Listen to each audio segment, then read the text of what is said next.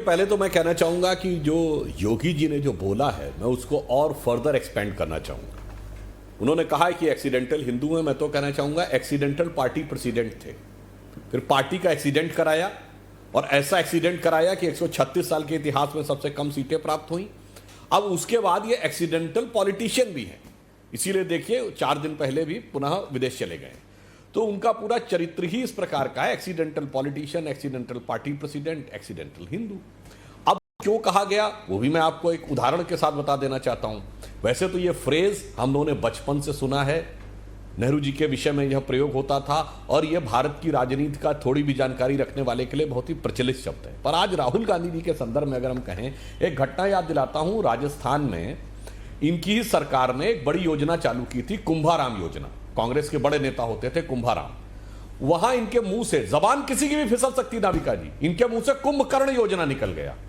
जिसको हिंदू धर्म के लेश मात्र का भी आभास होगा उसे यह पता होगा कि कुंभकर्ण के नाम पर कोई योजना नहीं हो सकती, और वो वीडियो अवेलेबल है कि कुंभकर्ण योजना इनके मुंह से निकल गया था। फिर जो कहते हैं कि मंदिर लोग लड़कियां छेड़ने जाते हैं, जिनकी सरकार, जिनके दौरे हुकूमत में हलफनामा देके कहती राम थे ही नहीं, जो भारत ही नहीं अमरीकी अधिकारियों से कहते हैं कि हिंदू आतंकवाद ज्यादा बड़ा खतरा है, बकौल विकीलीक्स में उसको सच नहीं कह रहा हूं, पर आज तक खंडन नहीं किया। वो लोग आकर जब हिंदुत्व पे भाषण देते हैं तो लगता है कि कौन असली है, कौन नकली है, कौन एक्चुअल है, कौन एक्सीडेंटल है। अब आपने जो कहा कि ये सवाल क्यों आ रहे हैं, मैं नाविका जी कहना चाहता हूं, जयपुर में महंगाई पर रैली की राहुल गांधी ने और उत्तर प्रदेश का मुद्दा उठाकर हिंदू बनाम हिंदुत्व में भाषण किया। हम लाए मुद्दा कि वो लाए? अयोध्या राइजिंग किताब किसने लिखी? सलमान खुर्शीद ने।